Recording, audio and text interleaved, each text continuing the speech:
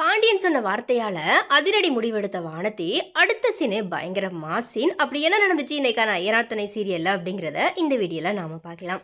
இப்போ இந்த சீரியல்ல பாண்டியன் அண்ட் வானத்தினுடைய காதல் கதை தான் போயிட்டு இருக்குது. வானத்தியோட காதலுக்கு அவங்களுடைய வீட்டில் யாருமே சம்மதம் தெரிவிக்காததுனால ஒரு மிகப்பெரிய சண்டையே நடந்துச்சு.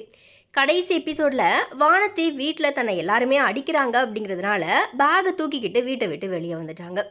ஸோ இன்னும் எபிசோடில் வீட்டுக்கு வந்த வானத்திக்கிட்ட தனியாக பேசணும் அப்படிங்கிற மாதிரி பாண்டியன் வானத்தியை பீச்சுக்கு கூட்டிகிட்டு போகிறாரு. அங்கே எனக்கு ஒன்று ரொம்ப பிடிக்கும், ஆனால் இப்போதைக்கு திருமணம் செஞ்சுக்க முடியாது. ஏற்கனவே சோழன் திருமணம் செஞ்சதுனால சேரன் அண்ணனை நிறைய கேள்விகள் கேட்குறாங்க.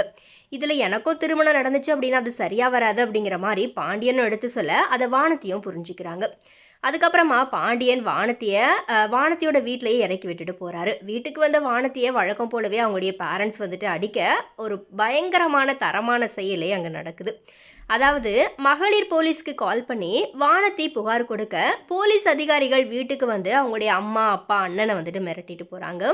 ஸோ எனிவே இப்படி தான் இப்போ ஐயனார் துணை சீரியல் போயிட்டுருக்குது. ஸோ இது குறித்து உங்களுடைய கருத்துக்களை மறக்காம கமெண்ட்ஸில் ஷேர் பண்ணுங்கள்.